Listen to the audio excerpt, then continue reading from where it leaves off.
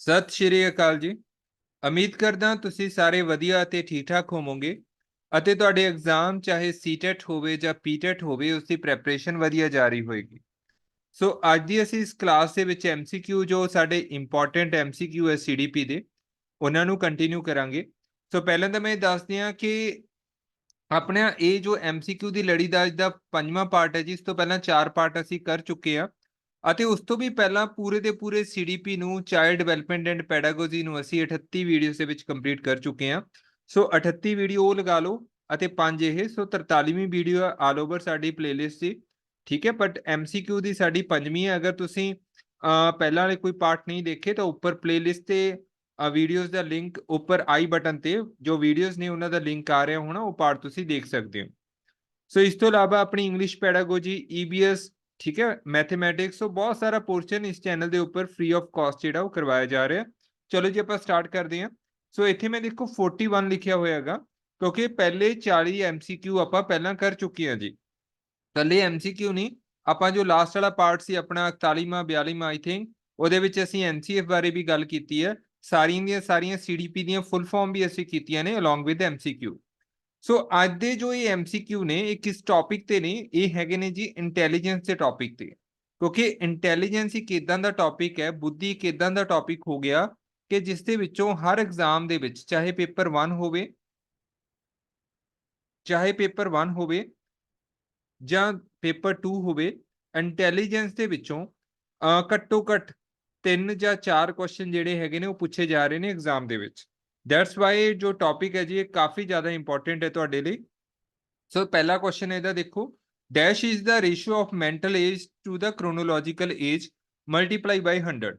ਸੋ ਸਿੱਧਾ ਫਾਰਮੂਲਾ ਹੀ ਪੁੱਛ ਲਿਆ ਆਈਕਿਊ ਦਾ। ਆਪਾਂ ਆਈਕਿਊ ਕੀ ਪੜਿਆ ਸੀ? ਆਈਕਿਊ ਹੁੰਦਾ ਇੰਟੈਲੀਜੈਂਟ ਕੋਸ਼ੈਂਟ।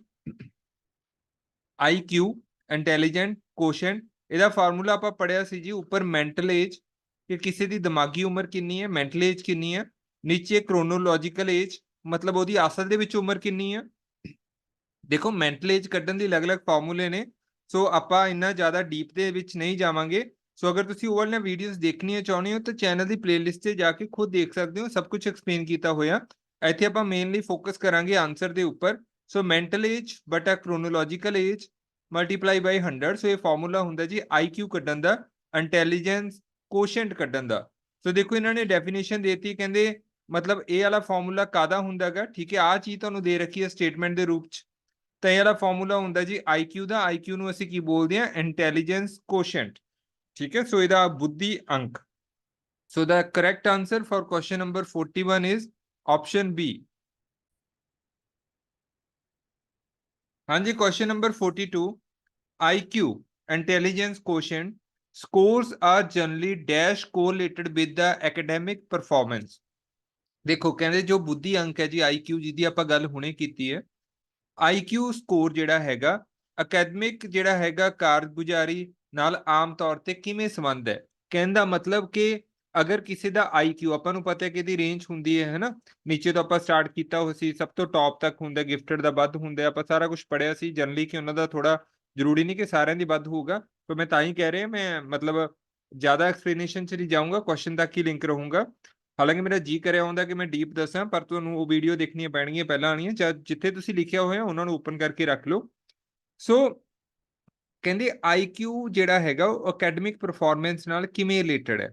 ਮਤਲਬ ਅਕੈਡਮਿਕ ਦਾ ਮਤਲਬ ਕਿ ਬੱਚੇ ਦੀ ਪਰਸੈਂਟੇਜ ਵਗੈਰਾ ਕਿੰਨੀ ਆ ਰਹੀ ਹੈ, ਉਹ ਕਿੰਨਾ ਸਕੋਰ ਲੈ ਰਿਹਾ ਸਾਰੇ ਸਬਜੈਕਟਾਂ ਦੇ ਵਿੱਚੋਂ, ਸੋ ਵਾਲੀ ਚੀਜ਼ ਆ ਜਾਂਦੀ ਹੈ ਅਕੈਡਮਿਕ ਦੇ ਨਾਲ।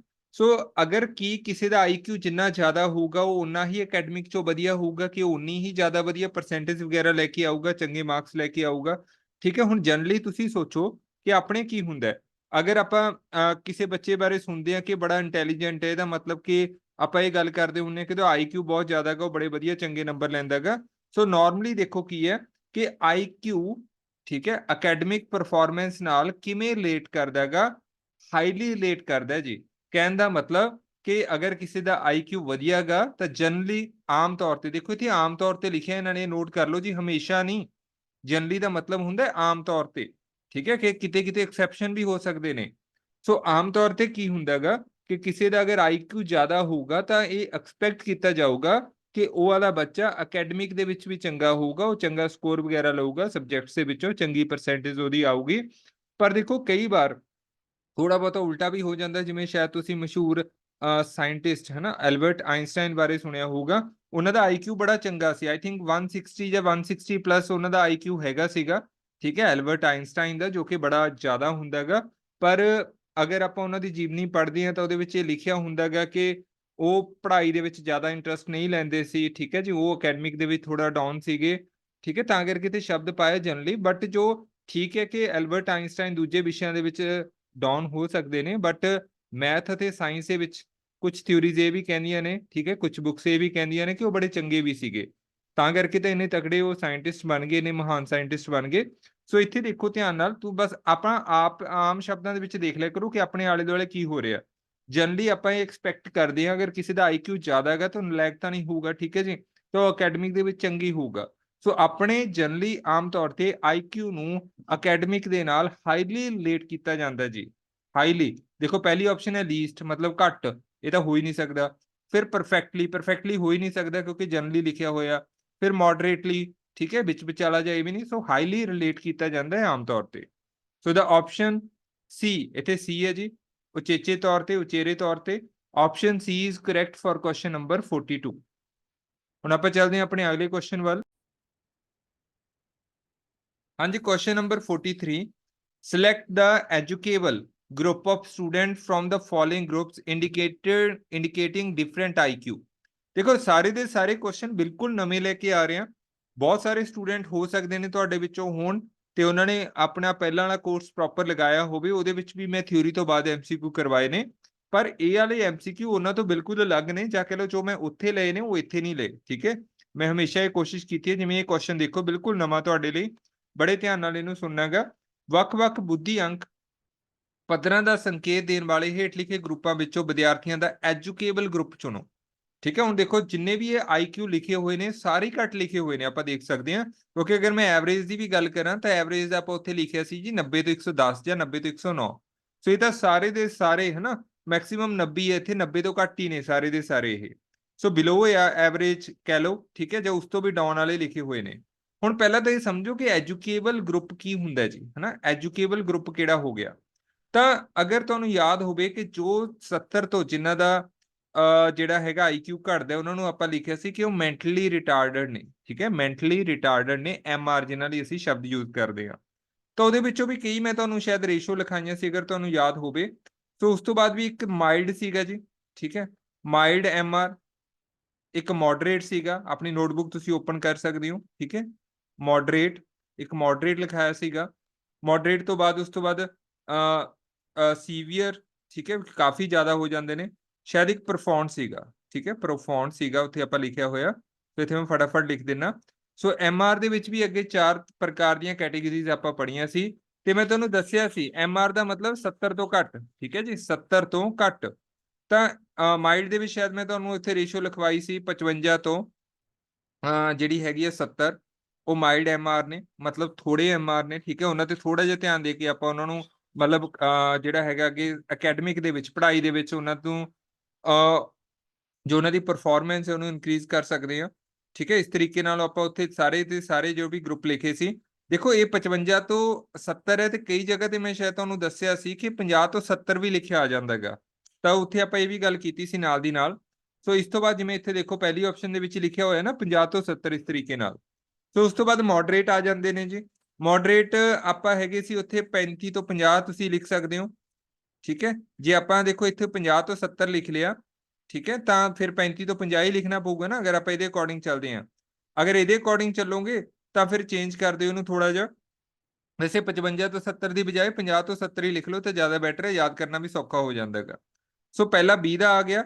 ਉਸ ਤੋਂ ਬਾਅਦ ਦੇਖੋ, ਉਸ ਤੋਂ ਬਾਅਦ ਸੀਵੀਅਰ ਦੇ ਵਿੱਚ ਮਤਲਬ ਜਿਹੜੇ ਹੋਰ ਜ਼ਿਆਦਾ ਹੋ ਗਏ, ਉਹਦੇ ਲਈ ਆਪਾਂ ਉੱਥੇ 35 ਤੱਕ ਪਹੁੰਚਣਾ ਤਾਂ 20 ਤੋਂ 35 ਲਿਖ ਲਓ, ਠੀਕ ਹੈ, ਇਸ ਤਰੀਕੇ ਨਾਲ ਲਿਖ ਸਕਦੇ ਹੋ। ਪ੍ਰੋਫਾਉਂਡ ਐਮਆਰ ਮਤਲਬ ਜਿਨ੍ਹਾਂ ਨੂੰ ਸੀਵੀਅਰ ਤੇ ਪ੍ਰੋਫਾਉਂਡ ਤਾਂ ਦੇਖੋ ਜੀ ਉਹ ਹੁੰਦੇ ਨੇ ਕਿ ਜਿਨ੍ਹਾਂ ਨੂੰ ਮਤਲਬ ਕਰਵਾ ਹੀ ਨਹੀਂ ਜਾ ਸਕਦਾ, ਹਨਾ, ਬਹੁਤ ਜ਼ਿਆਦਾ ਘੱਟ ਆਈਕਿਊ ਹੁੰਦਾ, ਠੀਕ ਹੈ। ਹਾਲਾਂਕਿ ਮਾਈਲਡ ਤੇ ਮੋਡਰੇਟ ਤੇ ਆਪਾਂ ਥੋੜੀ ਜਿਹੀ ਮਿਹਨਤ ਕਰ ਸਕਦੇ ਹਾਂ ਤੇ ਉਹਨਾਂ ਨੂੰ ਪੜ੍ਹਾਈ ਦੇ ਵਿੱਚ ਥੋੜੀ ਜਿਹੀ ਉਹਨਾਂ ਦੀ ਪਰਫਾਰਮੈਂਸ ਜਿਹੜੀ ਹੈਗੀ ਉਹ ਇਨਕਰੀਜ਼ ਕਰ ਸਕਦੇ ਆ। ਆਈ ਹੋਪ ਕਿ ਪਹਿਲਾਂ ਇੱਥੋਂ ਤੱਕ ਜਿਹੜਾ ਹੈਗਾ ਤੁਹਾਨੂੰ ਸਮਝ ਆ ਗਿਆ ਹੁਣ। हाँ जी, ਇੱਥੇ ਤੁਸੀਂ ਜੋ ਹੈਗਾ ਉਹ ਜ਼ਿਆਦਾ ਕਨਫਿਊਜ਼ ਨਹੀਂ ਹੋਣਾ। ਦੇਖੋ 55 ਤੋਂ 70 ਵੀ ਕਈ ਜਗ੍ਹਾ ਤੇ ਲਿਖਿਆ ਆਉਂਦਾ ਤੇ 50 ਤੋਂ 70 ਵੀ ਆ ਜਾਂਦਾ, ਠੀਕ ਹੈ। ਜ਼ਿਆਦਾ ਕਨਫਿਊਜ਼ ਨਹੀਂ ਹੋਣਾ। ਸੋ ਇਹਨੂੰ ਮੈਂ ਸੈੱਟ ਕਰਕੇ ਲਿਖ ਦਿੰਦਾ, ਦੋਨੋਂ ਤਰੀਕੋਂ ਨਾਲ ਮੈਂ ਲਿਖ ਦਿੰਦਾ ਤਾਂ ਕਿ ਤੁਸੀਂ ਜ਼ਿਆਦਾ ਕਨਫਿਊਜ਼ ਨਾ ਹੋ, ਕਿਉਂਕਿ ਦੇਖੋ ਇੰਨਾ ਕੁ ਜੋ ਵੇਰੀਏਸ਼ਨ ਹੈ ਉਹ ਬੁੱਕਸ ਦੇ ਅਕੋਰਡਿੰਗ ਜਿਹੜਾ ਹੈਗਾ ਬਦਲਦਾ ਰਹਿੰਦਾ। ਸੋ ਦੋਨੋਂ ਤਰੀਕਿਆਂ ਨਾਲ ਮੈਂ ਇੱਥੇ ਤੁਹਾਨੂੰ ਲਿਖ ਕੇ ਦੇ ਦਿੰਦਾ ਤਾਂ ਕਿ ਐਗਜ਼ਾਮ ਟਾਈਮ ਜਿਹੜਾ ਹੈਗਾ ਤੁਸੀਂ ਜ਼ਿਆਦਾ ਜਿਹੜਾ ਕਨਫਿਊਜ਼ਨ ਨਾ ਹੋਵੋ ਇਹਦੇ ਵਿੱਚ।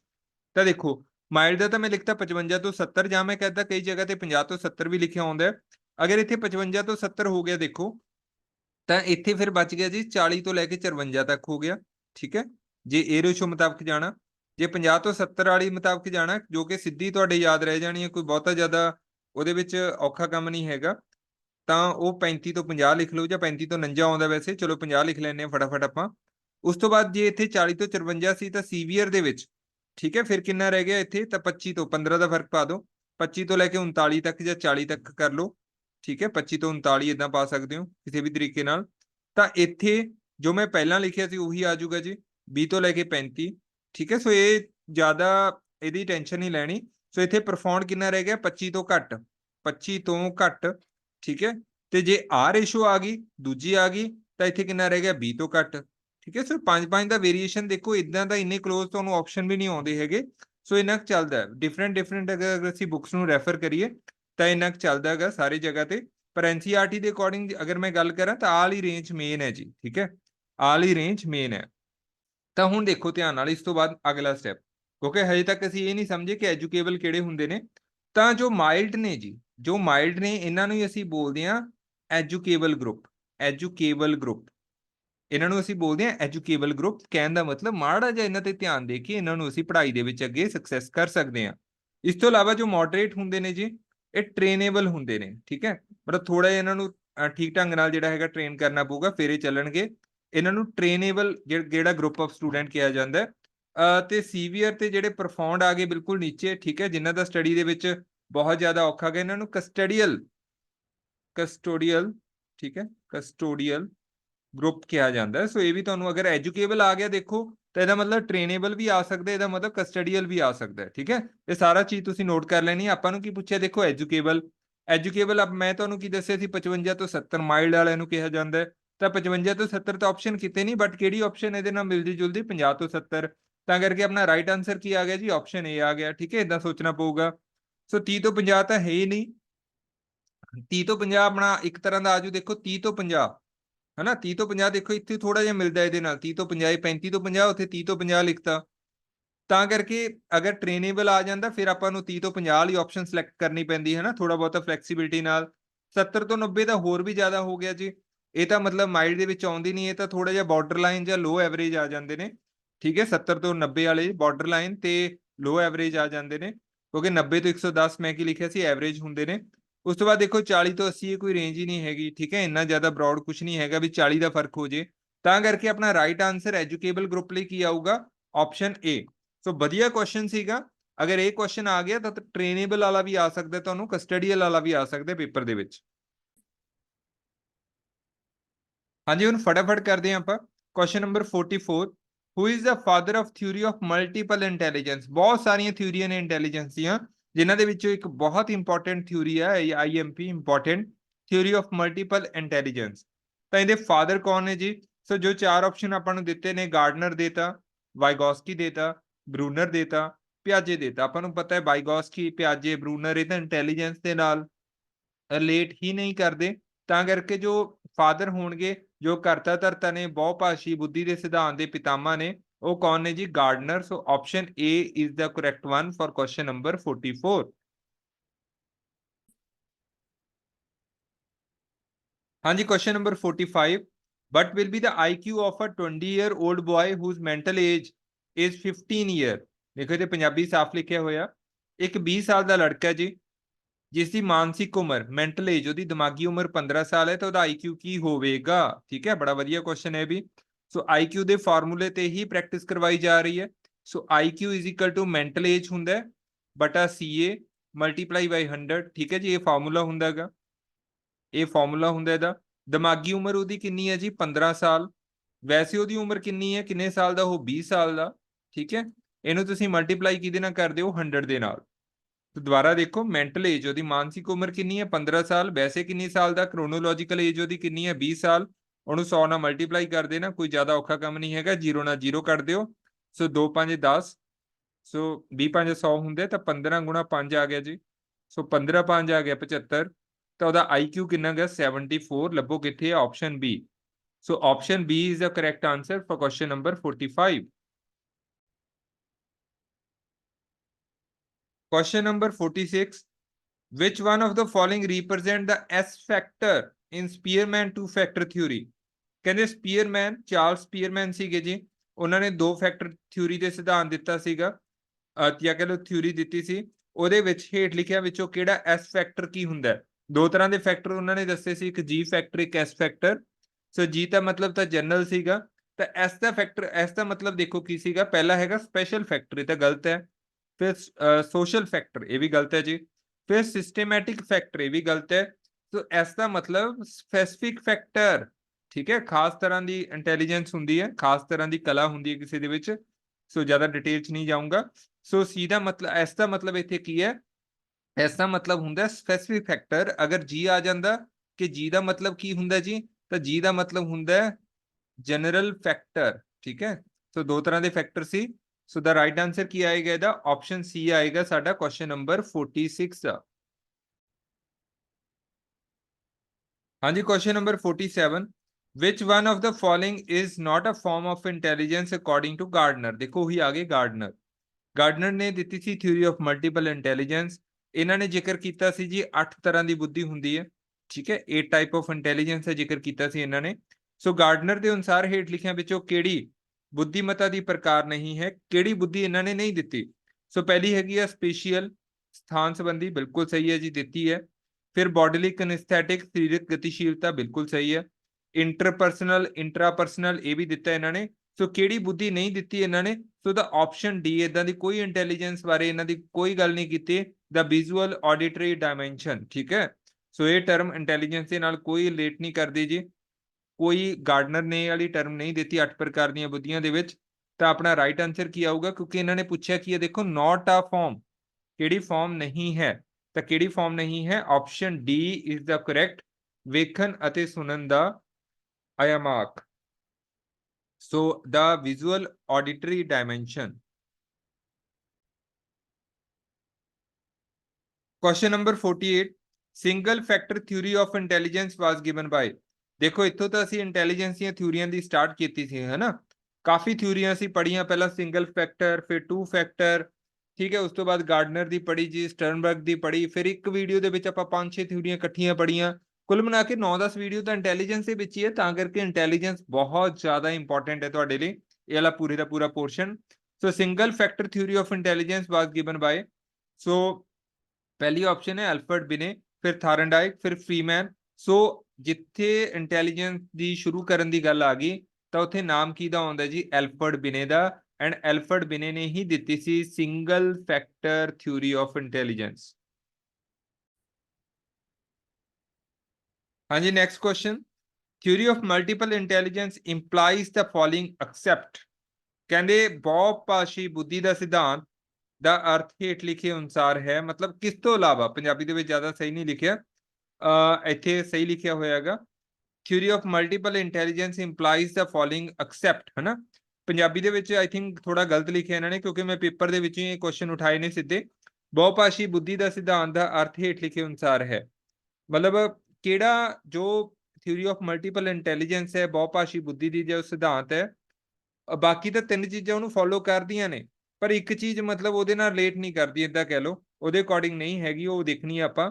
ਸੋ ਫਿਰ ਉਹੀ ਥਿਊਰੀ ਆ ਗਈ ਜੀ, ਗਿਵਨ ਬਾਈ ਗਾਰਡਨਰ। ਆਪਾਂ ਪੜ੍ਹੇ 8 ਪ੍ਰਕਾਰ ਦੀ ਇੰਟੈਲੀਜੈਂਸ ਦਿੱਤੀ ਉਹਨੇ, ਹੈ ਨਾ, ਤਾਂ ਉਹ ਸਾਰਾ ਕੁਝ ਦਿੱਤਾ। ਹੁਣ ਆਪਾਂ ਪਹਿਲੀ ਲਾਈਨ ਪੜ੍ਹਦੇ ਹਾਂ। Intelligence is a distinct set of processing operations used by individual to solve problem. ਦੇਖੋ ਇਹ ਤਾਂ ਸਾਰੀ ਥਿਊਰੀ ਦੇ ਵਿੱਚ ਹੀ ਚੱਲੂਗਾ। ਕਹਿੰਦੇ ਬੁੱਧੀ ਹੁੰਦੀ ਕੀ ਹੈ, ਮੈਂ ਪੂਰਾ ਸਮਝਾਇਆ ਸੀ ਤੁਹਾਨੂੰ ਇੰਟੈਲੀਜੈਂਸ ਹੁੰਦੀ ਕੀ ਹੈ, ਇੱਥੇ ਮੈਂ ਚੱਲਿਆ ਸੀ ਵੀਡੀਓ ਦੇ ਵਿੱਚ। ਸੋ ਬੁੱਧੀ ਇੱਕ ਵਿਅਕਤੀ ਦੁਆਰਾ ਸਮੱਸਿਆ ਹੱਲ ਕਰਨ ਲਈ ਵਰਤੇ ਜਾਂਦੇ ਪ੍ਰੋਸੈਸਿੰਗ ਕਾਰਜਾਂ ਦਾ ਇੱਕ ਨਿਵੇਕਲਾ ਸੈੱਟ ਹੈ। ਬਿਲਕੁਲ ਸਹੀ ਹੈ ਜੀ, ਸੋ ਇੱਥੇ ਹੈ ਆਊਗਾ। ਸੋ ਇਹ ਤਾਂ ਬਿਲਕੁਲ ਸਹੀ ਹੈ, ਤਾਂ ਇੰਟੈਲੀਜੈਂਸ ਦੀ ਪਰਿਭਾਸ਼ਾ ਉਹ ਤਾਂ ਸਾਰੀਆਂ ਥਿਊਰੀਆਂ ਤੇ ਇੰਪਲਾਈ ਹੋਊਗੀ, ਐਪਲੀਕੇਬਲ ਹੋਏਗੀ। ਅੱਗੇ, disciplines should be presented in a number of ways. ਅਨੁਸ਼ਾਸਨ ਕਈ ਤਰੀਕਿਆਂ ਨਾਲ ਪੇਸ਼ ਕੀਤਾ ਜਾਣਾ ਚਾਹੀਦਾ ਹੈ। ਠੀਕ ਹੈ, ਅਨੁਸ਼ਾਸਨ ਕਈ ਤਰੀਕਿਆਂ ਨਾਲ ਪੇਸ਼ ਕੀਤਾ ਜਾਣਾ ਚਾਹੀਦਾ ਹੈ, ਮਤਲਬ ਜਿਵੇਂ ਇਹਨਾਂ ਨੇ ਕਈ ਤਰ੍ਹਾਂ ਦੀ ਇੰਟੈਲੀਜੈਂਸ ਦੇਤੀ ਹੈ ਨਾ, ਵਿੱਚ ਇਹ ਵੀ ਸਾਰੀਆਂ ਗੱਲਾਂ ਕੀਤੀਆਂ ਸੀ, ਸੋ ਇਹ ਵੀ ਸਹੀ ਹੈ। Learning could be assessed through a variety of means, ਕਹਿੰਦੇ ਜੋ ਸਿੱਖਿਆ ਦਾ ਕਈ ਸਾਧਨਾਂ ਨਾਲ ਮੁਲਾਂਕਣ ਕੀਤਾ ਜਾ ਸਕਦਾ ਹੈ। ਠੀਕ ਹੈ, ਵੇਰੀਅਸ ਟਾਈਪ ਆਫ ਇੰਟੈਲੀਜੈਂਸ ਦੀ ਗੱਲ ਹੋ ਗਈ ਇੱਥੇ ਵੀ, ਸੋ ਥੋੜਾ ਜ਼ਿਆਦਾ ਡੀਪ ਇੱਥੇ ਪੁਆਇੰਟ ਦਿੱਤੇ ਹੋਏ ਨੇ, ਸੋ ਇਹ ਵੀ ਸਹੀ ਹੈ। ਸੋ ਜਿੱਥੇ ਵੇ ਆ ਗਿਆ, number of ways, variety of means, ਠੀਕ ਹੈ, ਇਹਨਾਂ ਦਾ ਮਤਲਬ ਸੇਮ ਹੀ ਹੈ। So emotional intelligence is not related to IQ। Emotional intelligence is not related to IQ, ਭਾਵਨਾਤਮਕ ਬੁੱਧੀ ਬੁੱਧੀ ਅੰਕ ਨਾਲ ਸੰਬੰਧਿਤ ਨਹੀਂ ਹੈ। ਸੋ ਇਹਦੇ ਵਿੱਚ ਕੀ ਹੈ ਜੀ ਕਿ ਜੋ ਹਾਵਰਡ ਗਾਰਡਨਰ ਸੀਗੇ, ਉਹਨਾਂ ਨੇ ਇਮੋਸ਼ਨਲ ਇੰਟੈਲੀਜੈਂਸ ਜੋ ਹੈ ਇਹਨੂੰ ਪ੍ਰਪੋਜ਼ ਹੀ ਨਹੀਂ ਕੀਤਾ ਸੀ, ਜਾਂ ਕਹ ਲਓ ਇਹਨੂੰ ਇਨਕਲੂਡ ਹੀ ਨਹੀਂ ਕੀਤਾ ਸੀ। ਠੀਕ ਹੈ, ਥਿਊਰੀ ਆਫ ਮਲਟੀਪਲ ਇੰਟੈਲੀਜੈਂਸ ਨੇ, ਤਾਂ ਕਰਕੇ ਇਹ ਆਪਸ਼ਨ ਆਪਣਾ ਕੀ ਹੋ ਗਿਆ, ਗਲਤ ਹੋ ਗਿਆ, ਕਿ ਇਹਨੂੰ ਛੱਡ ਕੇ emotional intelligence is not related to IQ, ਇਹਨੂੰ ਛੱਡ ਕੇ ਬਾਕੀ ਸਾਰੇ ਦੇ ਸਾਰੇ ਆਪਸ਼ਨ ਰਿਲੇਟ ਕਰਦੇ ਆ ਥਿਊਰੀ ਆਫ ਮਲਟੀਪਲ ਇੰਟੈਲੀਜੈਂਸ ਨਾਲ।